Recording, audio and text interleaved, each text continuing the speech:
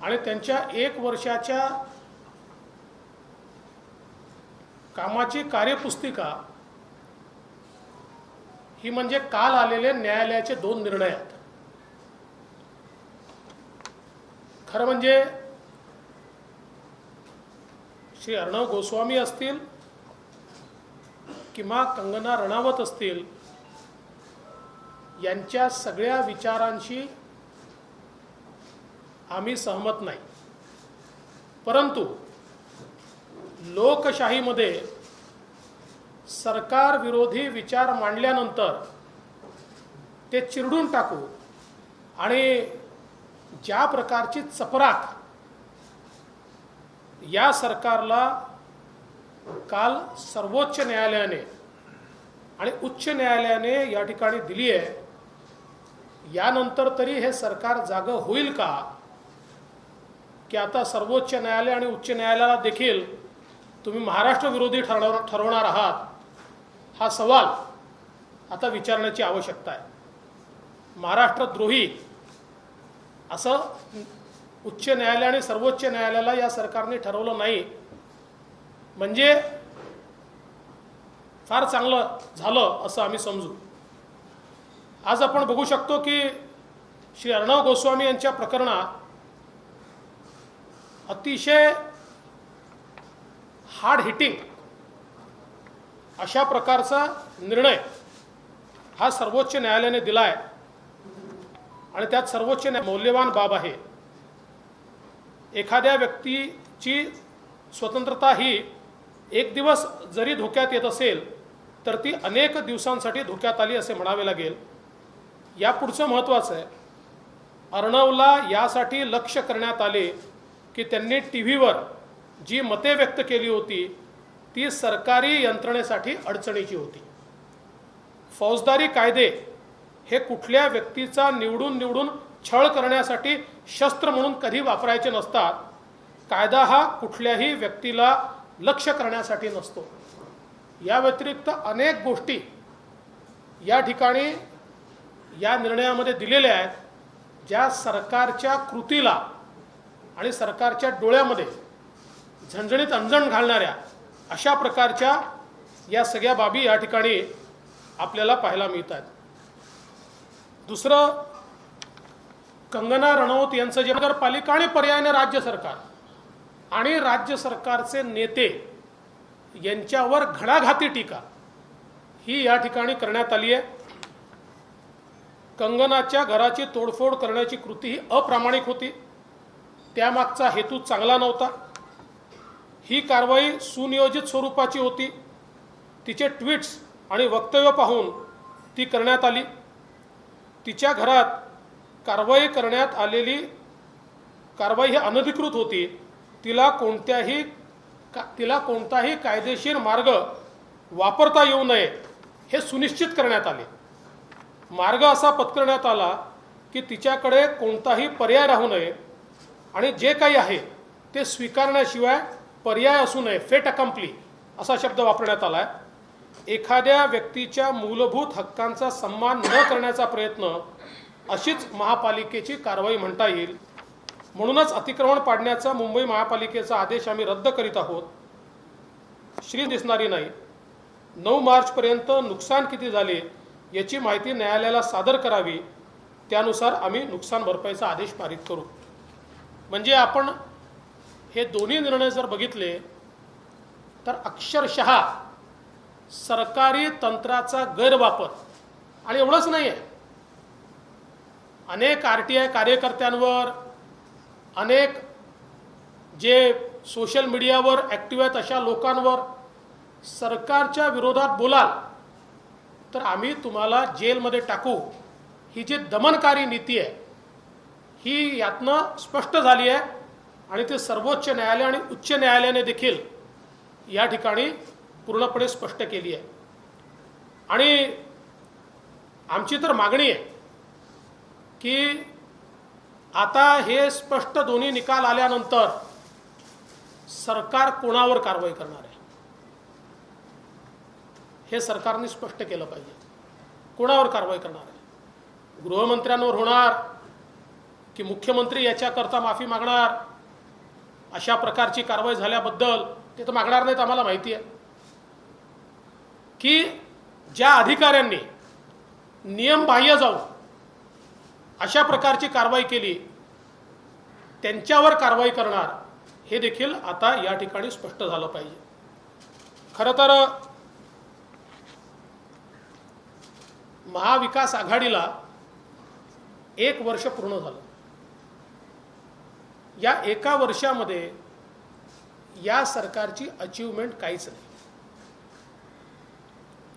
खरं तर 1 वर्ष पूर्तीच्या निमित्ताने माननीय मुख्यमंत्र्यांनी सामनाला मुलाखत दिली.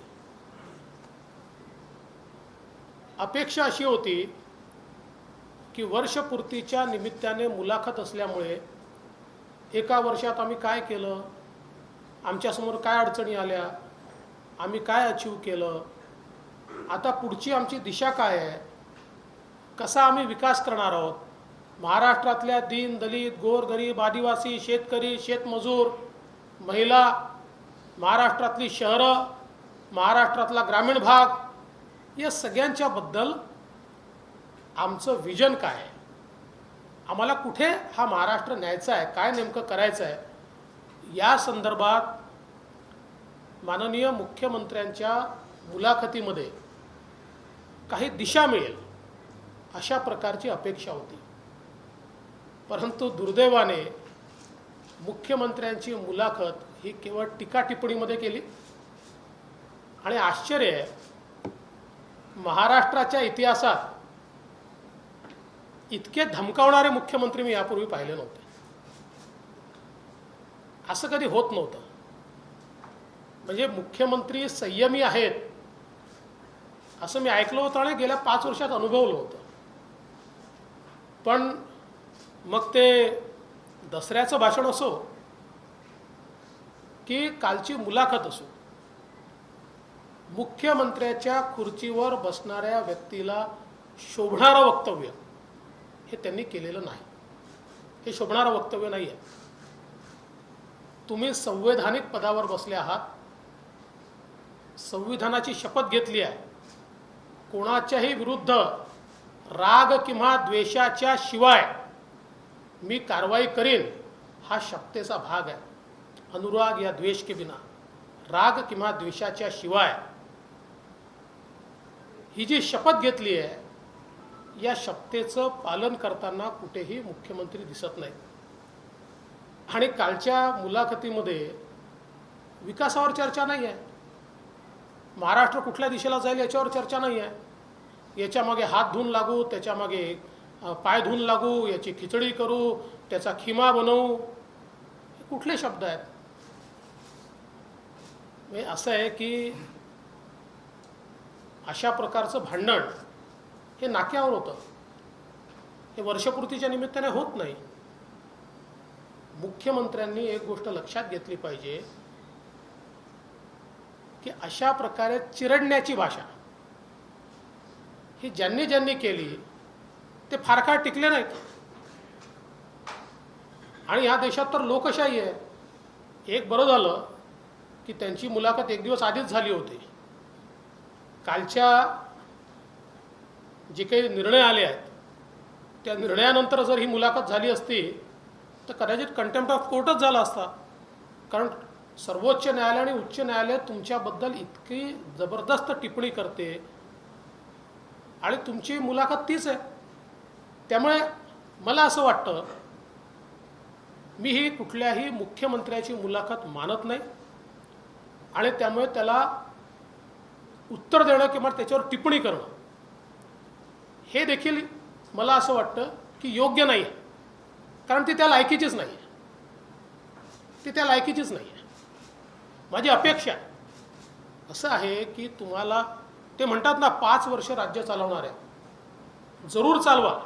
5 वर्ष नक्की तुम्ही चालवा, काही आमची हरकत नाही आहे. पण या 5 वर्षात नुसत्या धमक्या देऊ नका, गव्हर्नन्स दाखवा ना. 1 वर्ष तर तुमचं गेलं, 5 वर्षात गव्हर्नन्स हा कुठेही पाहायला मिळालेला नाही. खरं तर हे सरकार जे आलं तेच मुळात विश्वासघातातनं आलं. विश्वासघातातनं, आणि तो आमचा सोडून द्या, आम्ही फार छोटे लोक आहोत, जनतेचा विश्वासघात करून हे सरकार आलं. जनतेचा विश्वासघात.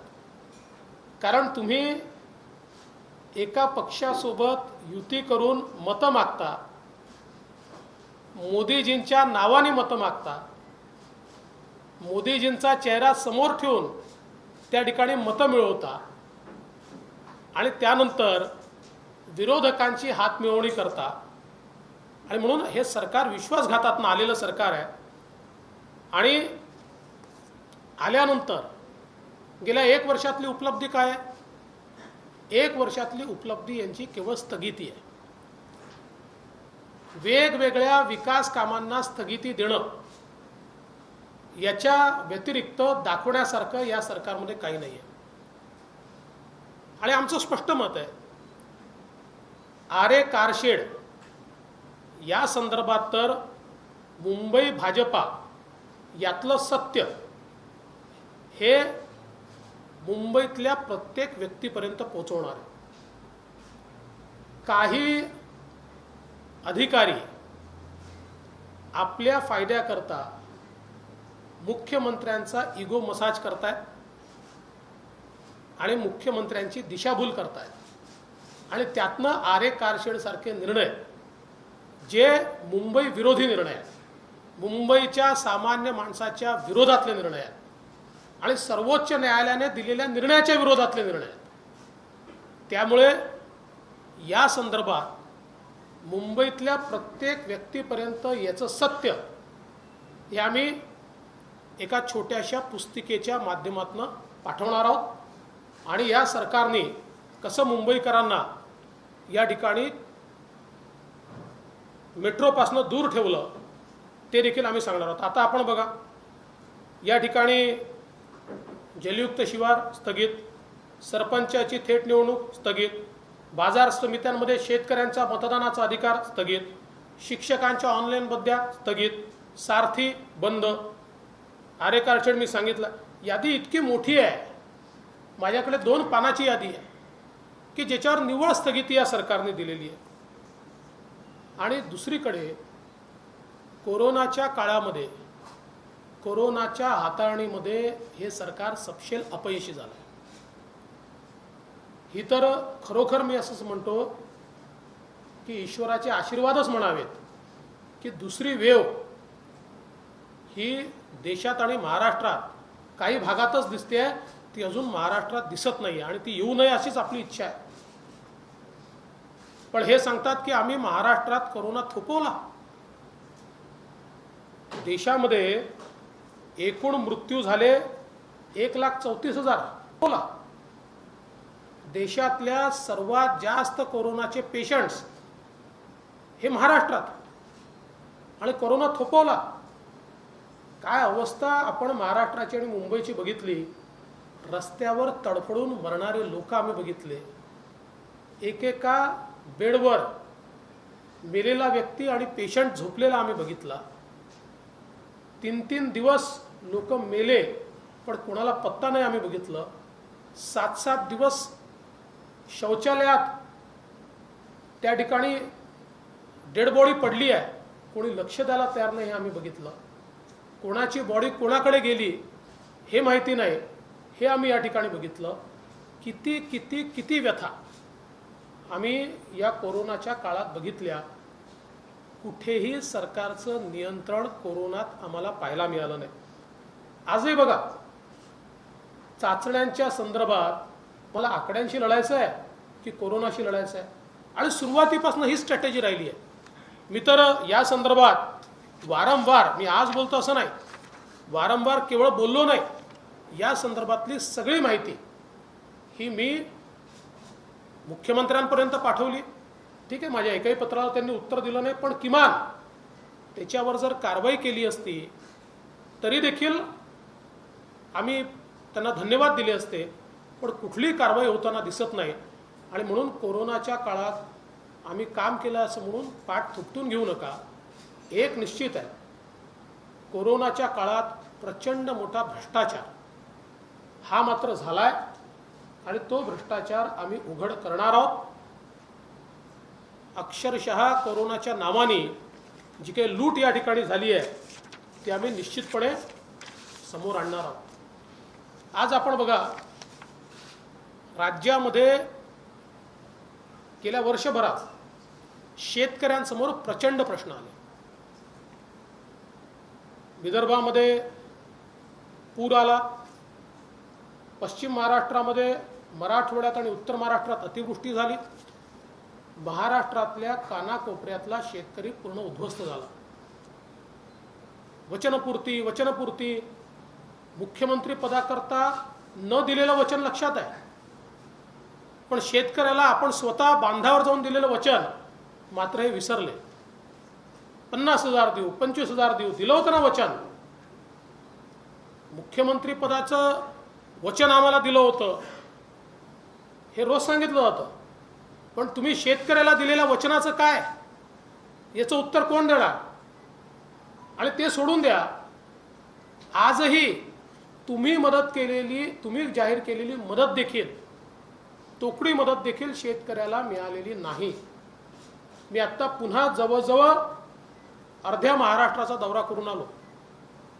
या पदवीधर मतदारसंघाच्या निवडणुकीच्या आणि इतर अनुषंगाने विदर्भापासनं, मराठवाड्यापासनं तर पश्चिम महाराष्ट्रापर्यंत सगळा दौरा मी केला आणि सगळीकडे एकच प्रश्न मी विचारत होतो, मदत मिळाली का? कुठेही मदत मिळालेली नाही, कुठेही नाही। आणि आज ज्या प्रकारे म्हणजे एकीकडे शेतकऱ्याला मदत नाही, दुसरीकडे जे उगवलं, आता बोंडअळीमुळे कापूस गेलाय, अतिवृष्टीनंतर खोडकिडीमुळे सोयाबीन गेला, याच्याकडे मात्र सपशेल दुर्लक्ष आहे। याचा तर पंचनामाही नाही आहे। म्हणजे पावसानंतर हे जे काही कापूस आणि सोयाबीन गेलाय त्याचा पंचनामाही नाही आहे।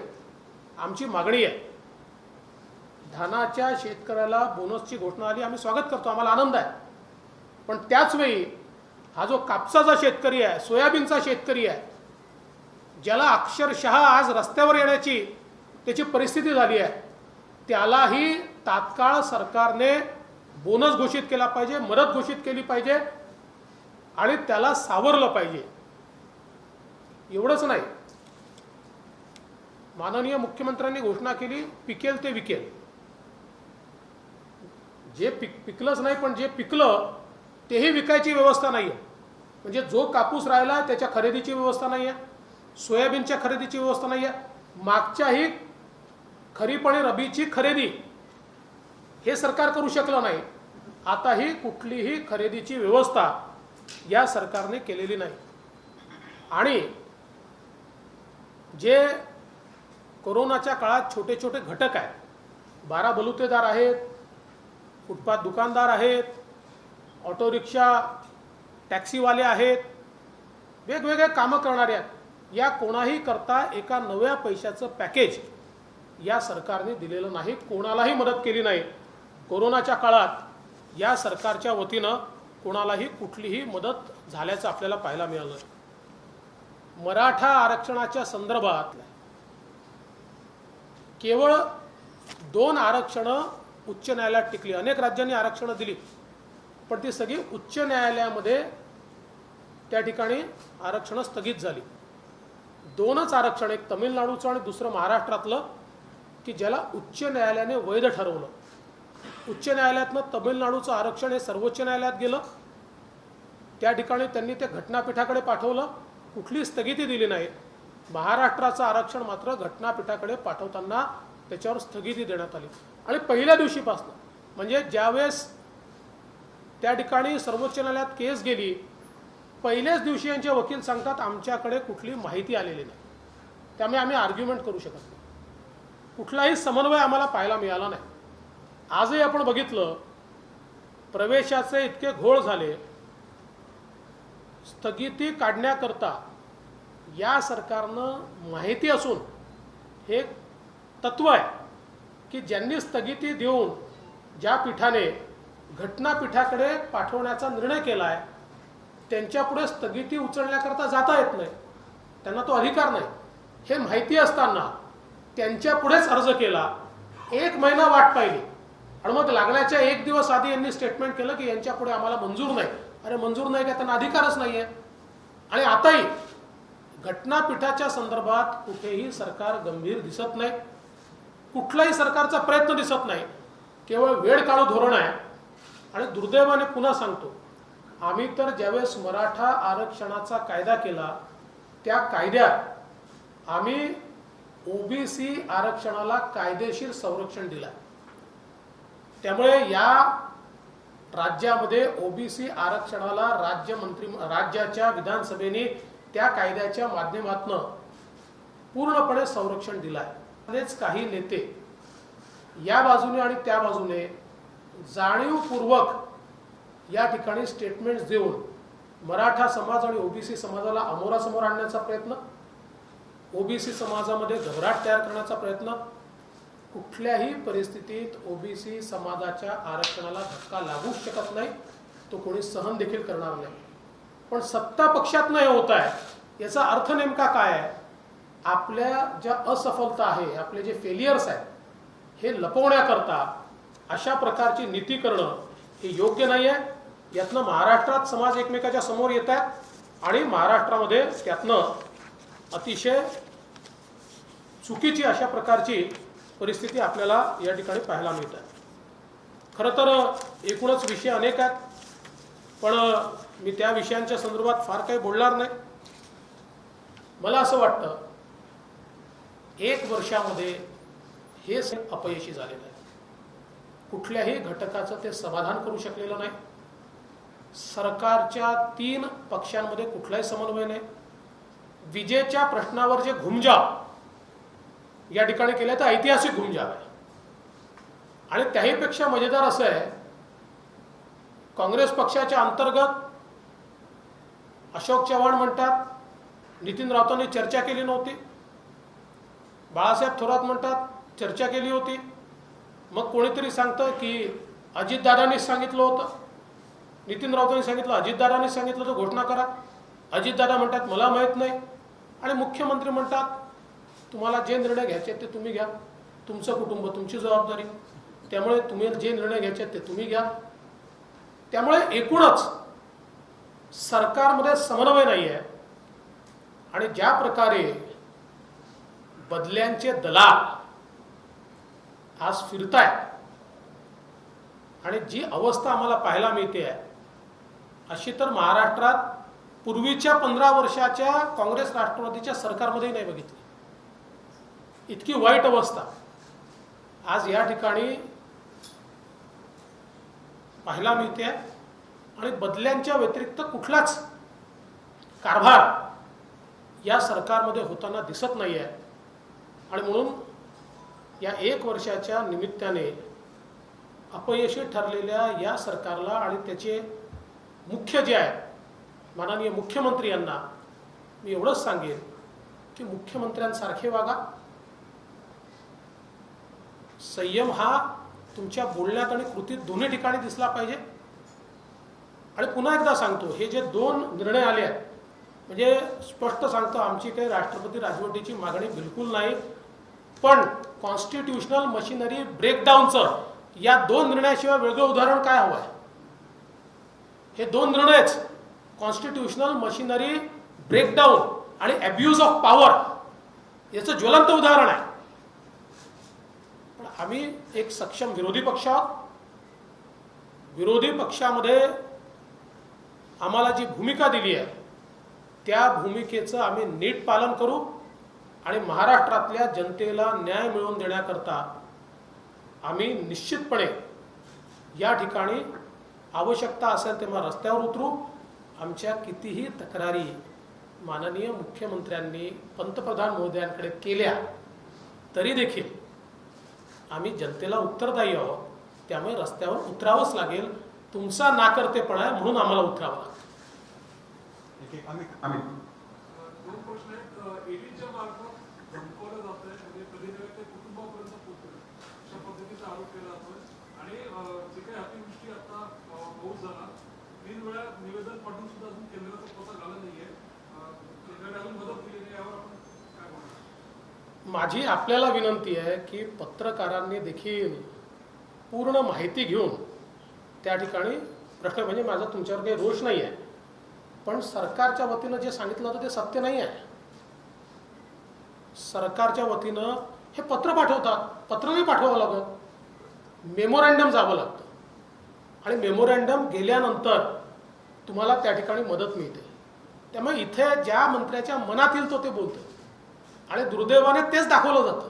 कोणी क्रॉस क्वेश्चन विचारत नाही, दाखवा तुमचं मेमोरँडम कितीचं गेलं आहे, ते कधी गेलं आहे, ते कसं तुम्ही पाठवलं, याबद्दल कधी कोणी विचारत नाही.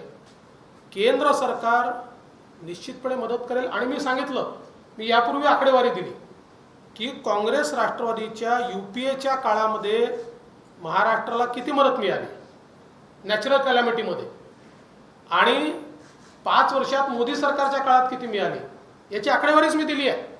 त्या काळाच्या दुप्पट आहे. आणि आताही जेव्हा जेव्हा महाराष्ट्र अडचणीत येईल, परंतु सगळं माहिती असताना केंद्र सरकार कशी मदत करते, केंद्र सरकार किती मदत, त्यावेळेस तर माननीय पवार साहेब होते ना त्या कमिटीमध्ये, तरी तेवढीच मदत मिळत होती. त्यावेळेस काय भरमसाठ मदत आपण मागितली तेवढी मदत, 17,000 कोटी मागितले होते यांनी, 1,000 कोटी मिळाले नव्हते. म्हणून मला असं वाटतं की हा सगळा इतिहास, केंद्राची पद्धत, केंद्र सरकार निश्चितपणे या संदर्भात पूर्ण मदत करेल. ईडीचा जो प्रश्न आहे, ईडीच्या संदर्भात ईडी आपली कारवाई करतं, ती एजन्सी आहे, त्यांच्याकडे पुरावे आहेत. त्या पुराव्याच्या कोर्टाने इथे ठोकलं तसं तिथे ठोकेल या ठिकाणी. त्यामुळे मला असं वाटतं की या संदर्भात कांगावा करण्याचं काही कारण नाही. आणि घरच्यांच्या संदर्भात जो काही विषय मांडला जातो आहे, आम्ही कधीही कोणाच्या घरच्यांवर हल्ला करत नाही, आम्ही कधी टीका केली नाही, आम्ही संयम बाळगतो. आता जर त्याच्या संदर्भात बोलायचं झालं तर सर्वात मोठा विक्टिम तर मी आहे. माझ्या पत्नीच्या संदर्भात अधिकृत शिवसेनेचे नेते अधिकृत काय बोलतात, काय लिहितात, ट्विटरवर काय टाकतात, हे आपण सगळ्यांनी बघितलं. पण मी कांगावा नाही करत त्याचा. मी राजकारणात आहे, मी उत्तराला उत्तर देईल.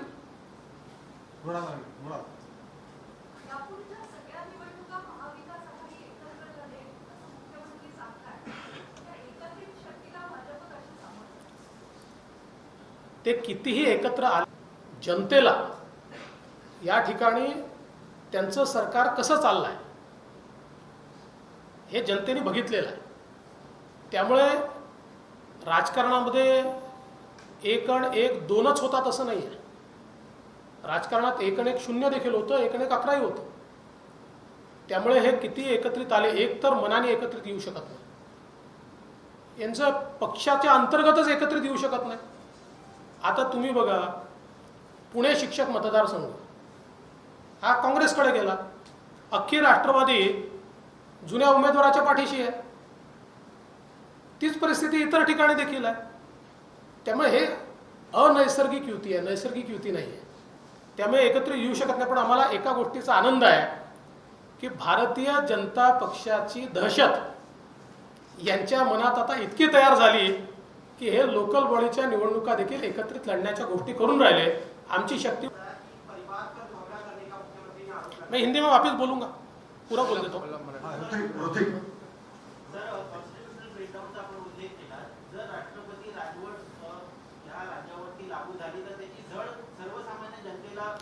तुम्ही माझं वाक्य ऐकलं नाही, हा प्रश्नच विचारला नसता. मी म्हटलं राष्ट्रपती राजवट लावण्याची आमची मागणी नाही.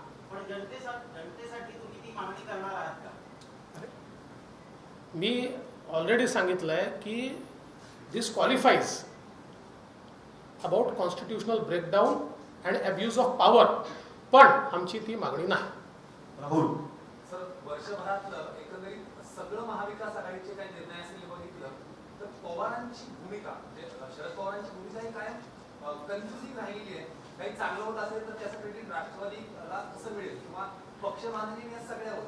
तर एकंदरीत या वर्षभरात तुम्ही कसं बघताय, या तिन्ही पक्षांमध्ये सर्वाधिक जास्त नुकसान जर कोणाचं झालं असेल तर तुम्ही कसं बघताय? नुकसान कोणाचं झालं हे त्यांनी ठरवायचं आहे. राजकीय पण सगळ्यात जास्त नुकसान या तीन पक्षाच्या कारभारामध्ये महाराष्ट्राचं झालं आणि महाराष्ट्राच्या जनतेचं झालं आहे. आणि पवार साहेब हे अत्यंत मातब्बर नेते आहेत. या संपूर्ण तीन पक्षीय युतीचा उपयोग आपला पक्ष वाढवण्याकरता कसा करायचा हे त्यांना नीट माहिती आहे. त्यामुळे ते योग्य तो उपयोग करतायत.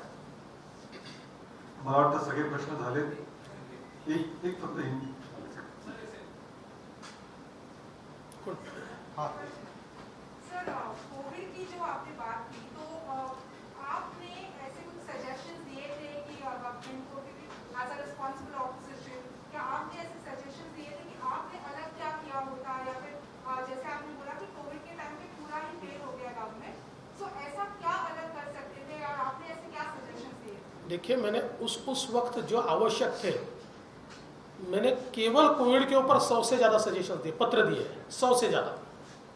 जैसे जब रेट ऑफ इन्फेक्शन 19% था उस समय मैं लगातार ये कह रहा था कि इसका मतलब there is not enough testing, आप ज़्यादा टेस्टिंग कीजिए. ये मैं बार बार बता रहा था, लेकिन सरकार आंकड़ों से जूझ रही थी. ऐसे कई मेरे पत्र पब्लिक डोमेन में है, मैंने सारे ट्वीट किए हुए हैं, आप देख सकते हैं. इसीलिए मैंने कहा कि जो करना चाहिए वो सरकार ने नहीं किया. मध्यंतरी पुस्तक प्रकाशन जेव्हा एक उल्लेख झाला होता की मराठा महिला मुख्यमंत्री व्हायला आवडेल किंवा बघायला आवडेल, असं वक्तव्य तुमच्याच पक्षाच्या एका नेत्यांनी केलं, तर आपण कसं बघताय? आमच्या पक्षाचे नेते आशिष शेलार हे पुस्तक प्रकाशनाच्या वेळेस जे बोलले ते कुठल्या कॉन्टेक्स्टमध्ये बोलले हे त्यांनी दुसऱ्या दिवशी पुण्याच्या पत्रकार परिषदेमध्ये अतिशय स्पष्ट सांगितलेलं आहे. आमच्या पक्षात कोणाच्या मनात कन्फ्युजन नाही आहे, काळजी करू नका. आपने कहा कि कंगना रनौत वाले बैठक में वोट देने से फटका लगाई है बीजेपी को, सरकार को. लगता है कि महाराष्ट्र में आपको लगाने की जरूरत पड़ेगी और किस तरीके से उन्होंने कॉन्ग्रेस पावर का यूज किया, मिसयूज किया? ये देखिए, कुल मिलाकर दोनों मतलब सुप्रीम कोर्ट का जजमेंट और हाई कोर्ट का जजमेंट, ये दोनों हम देखें तो क्वालिफाई करता है एब्यूज ऑफ पावर, और एक प्रकार से क्वालिफाई भी करता है कि कॉन्स्टिट्यूशनल मशीनरी का ब्रेकडाउन है. जिस प्रकार से दोनों जजमेंट्स में बात कही गई है, लेकिन बावजूद इसके हमारी ऐसी मांग नहीं है कि यहाँ पर राष्ट्रपति शासन लगाया जाए. ईडी को लेकर सर है मुख्यमंत्री ने जिस तरह से धमकियां दी है उसका आप विरोध कर रहे हैं. आपने कहा कि आपके परिवार को भी व्यक्तिगत तौर पर टारगेट किया है, चुनाव को भी किसी परिवार के सदस्य को टारगेट करना चाहिए. एक दूसरा सवाल है, नवजात का मुद्दा बीजेपी ने महाराष्ट्र में उठाया था. उन्होंने कहा कि गोवंश हत्या को लेकर पूरे देश में लागू की जाए, क्या आप उसका समर्थन करते हैं? देखिए, पहली बात तो यह है कि भारतीय जनता पार्टी ये मानती है कि व्यक्तिगत रूप से किसी के भी परिवार को टारगेट नहीं किया जाना चाहिए, लेकिन परिवार से अगर कोई राजनीति में है तो उसके ऊपर राजनीतिक प्रश्न तो उठाए जाएंगे, व्यक्तिगत प्रश्न नहीं उठाए जा सकते. लेकिन परिवार के जो लोग राजनीति में नहीं है, साधारणतः अगर वो कोई बहुत क्रिमिनल एक्ट करते तो अलग बात है, अदरवाइज उनको टारगेट करना ये बिल्कुल गलत है और ऐसा हमारे यहाँ कभी होता नहीं है. दूसरा, गो हत्या बंदी कानून ये जो महाराष्ट्र में हमने भी बनाया, देखिए directive principles of state policy में संविधान में ये कहा गया है कि राज्य गो हत्या का कानून बनाएंगे.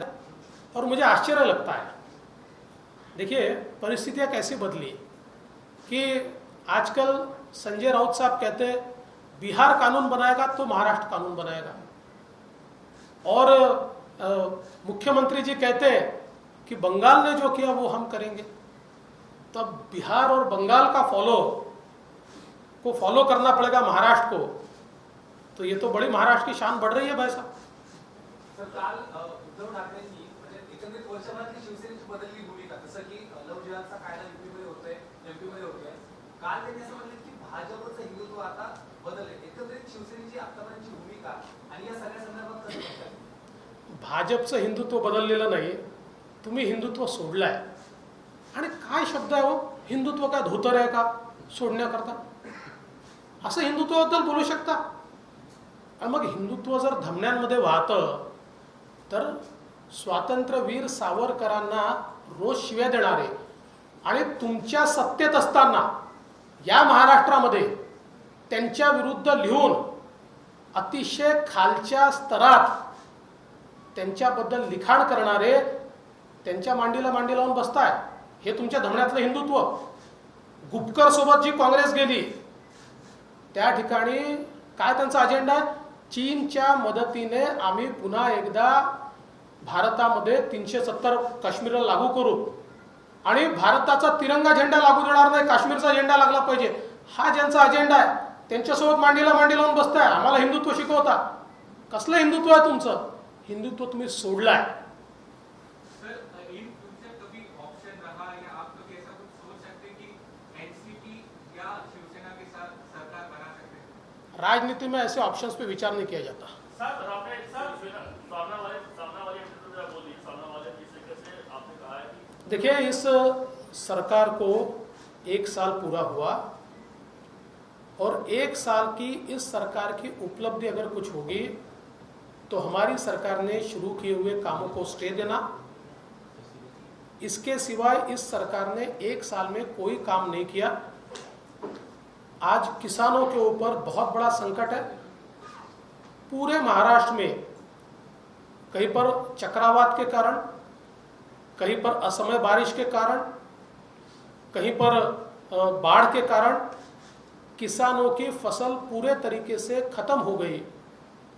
जो मुख्यमंत्री जी कहते थे हमको मुख्यमंत्री बनाने का वचन दिया, वो वचन तो उनको याद रहा, लेकिन उन्होंने किसानों तक जाकर जो वचन दिया था कि आपको 50,000 रुपये और 25,000 रुपये हेक्टेरी हम मदद करेंगे, वो वचन मुख्यमंत्री भूल गए और किसानों को हाशिए पे छोड़ दिया गया.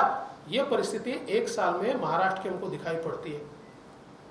और एक अघोषित आपातकाल महाराष्ट्र में दिखाई पड़ता है.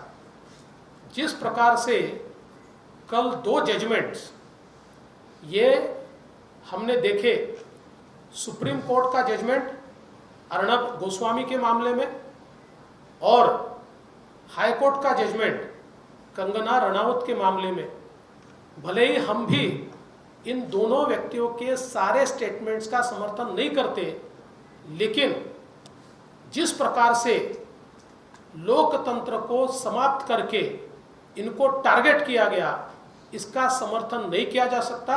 हम इसकी भर्त्सना करते हैं और सुप्रीम कोर्ट ने आईना दिखाया है सरकार को. जिस प्रकार से अर्णब गोस्वामी इनके केस में सुप्रीम कोर्ट कहता है चूंकि उन्होंने सरकार के विरोध में भूमिका ली इसलिए उनको टारगेट किया गया. और कुल अगर आप पूरा जजमेंट पढ़े तो मुझे लगता है इस सरकार को चुल्लू भर पानी में डूब मरना चाहिए. इस प्रकार से सरकार को और सरकार के कामों को, या जिस प्रकार से इसको हैंडल किया गया, इसके ऊपर टिप्पणी इसमें की गई है. इतना ही नहीं, कंगना रनावत का जो घर कुल सिलसिलेवार हाईकोर्ट ने कैसे कैसे घटनाएं घटी और कैसे केवल कंगना ने सरकार के खिलाफ ट्वीट किए या भूमिका ली या वो बोली, इसके लिए उनका घर तोड़ा गया. घर तोड़ना कैसे इलीगल था, कैसे जानबूझकर उनको किसी कोर्ट में जाने का अवसर न मिले, इस प्रकार से इस घर को तोड़ा गया. ऐसी सारी चीजें सिलसिलेवार लिखी है. और साथ साथ शिवसेना के नेता श्री संजय राउत, इनके बारे में भी टिप्पणी इसमें की गई है कि एक सांसद होते हुए इस प्रकार का उनका व्यवहार अशोभनीय है. और महानगर पालिका ने जिस प्रकार से बिल्कुल विंडिक्टिव कार्रवाई की, उसके ऊपर भी इसमें बहुत कड़े शब्दों में प्रहार किया गया है. तो मुझे लगता है कि 1 साल में इस सरकार का व्यवहार और बर्ताव, इसका कच्चा चिट्ठा या इसका एक जो हम कह सकते हैं इसका एक किताब, केवल ये 2 जजमेंट से हमारे सामने आता है. और इतना ही नहीं, तो अलग अलग प्रेस के लोगों पर, मेरे पास तो लिस्ट है कितने पत्रकारों के ऊपर कार्रवाई की गई, इसकी लिस्ट मेरे पास है. कितने सोशल मीडिया एक्टिविस्ट के ऊपर कार्रवाई की गई. तो एक अघोषित आपातकाल. और मुझे ऐसा लगता है कि लोकतंत्र की हत्या एक प्रकार से इस सरकार के माध्यम से की गई. सबसे महत्वपूर्ण बात यह है कि 1 साल पूरा होने पर माननीय मुख्यमंत्री उद्धव ठाकरे जी ने एक सामना को इंटरव्यू दिया. हम ये अपेक्षा करते थे कि पिछले 1 सालों में हमारे सामने क्या चुनौतियाँ आई, उन चुनौतियों को हमने कैसे पूरा किया, 1 साल की हमारे अचीवमेंट क्या है और आने वाले 4 साल का हमारा रोड मैप क्या है, किस प्रकार से महाराष्ट्र को हम विकास की ओर ले जाना चाहते हैं। ऐसी सारी चीज़ें इस इंटरव्यू में वो बताएंगे, क्योंकि मैं भी मुख्यमंत्री था, मेरे पहले भी थे, अलग अलग राज्यों के मुख्यमंत्री मैंने देखे। जब उनका 1 साल पूरा होता है या कोई भी साल पूरा होता है तो इस प्रकार से वो क्या किया ये बताते हैं और क्या करेंगे ये बताते हैं। परंतु हमारे मुख्यमंत्री जी का इंटरव्यू पहले से लेकर आखिर तक केवल धमकियां देने में समाप्त हो गया। वो केवल धमकियां दे रहे थे, विरोधकों को दे रहे थे, अन्य लोगों को दे रहे थे। मुझे बड़ा आश्चर्य लगता है, मुख्यमंत्री की कुर्सी पर जब आप बैठते हो तो आप जो शपथ लेते हो, शपथ में शब्द है अनुराग या द्वेष के बिना, ऐसा एक शब्द है। तो अनुराग या द्वेष के बिना हम सरकार को चलाएंगे, सभी को समान न्याय देंगे, इस शपथ को वो भूल गए और एक भी डेवलपमेंट की बात पूरे इंटरव्यू में उनसे हमको देखने को नहीं मिली। जिस प्रकार का बयान, जिस प्रकार का वक्तव्य वो कर रहे हैं, मुझे ऐसा लगता है कि ये किसी भी मुख्यमंत्री को शोभा नहीं देता। हमारी अपेक्षा है, वो कहते हैं हम 5 साल सरकार चलाएंगे, जरूर चलाइए, अगर आपसे बनता है तो आप 5 साल चला लीजिए, पर गवर्नेंस तो दिखाइए। धमकियों के भरोसे थोड़ी स्टेट चलता है, धमकियों के भरोसे थोड़ी राज्य चलता है। तो गवर्नेंस के नाम पर 1 साल जीरो है और इसलिए मुझे ऐसा लगता है कि सरकार ने लोगों की अपेक्षाओं को भंग किया है, लोगों का विश्वासघात किया है। सर, आपकी पार्टी के कुछ नेता लगातार कह रहे हैं कि अगले 2 से 3 महीनों में महाराष्ट्र में बीजेपी की सरकार बन जाएगी। देखिए, उसके ऊपर मैं जवाब दे चुका हूँ। सर, आज संजय राउत ने एक कार्टून पोस्ट कर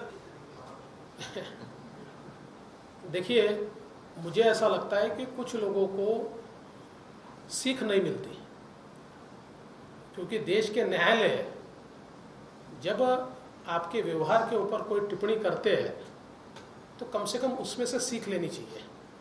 पर कुछ लोग ऐसे ही होते हैं, वो सीख नहीं लेते, उनसे क्या अपेक्षा करेंगे। शेवटचा उसमें कई सारी मुलाकातों का जिक्र है और सिलसिले में मुलाकातों में आपकी और शरद पवार जी की मुलाकात है, थोड़ा सा उसमें रेफरेंस। देखिए, मैंने उनकी किताब अभी पढ़ी नहीं है, उनकी किताब मैं जब पढ़ूंगा तो उसके ऊपर जरूर बोलूंगा।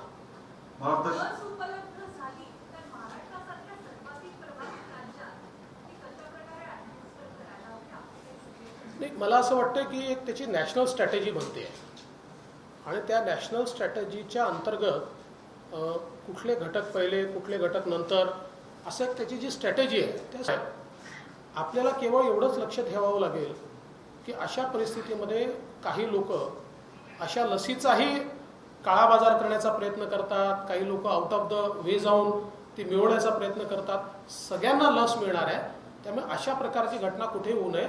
जो काही प्रोटोकॉल सरकारने ठरवला असेल, कदाचित पहिल्यांदा डॉक्टर्सचा ठरवला असेल किंवा जे काही हेल्थ वर्कर्सचा ठरवला असेल, त्या प्रोटोकॉलप्रमाणेच ती मिळेल।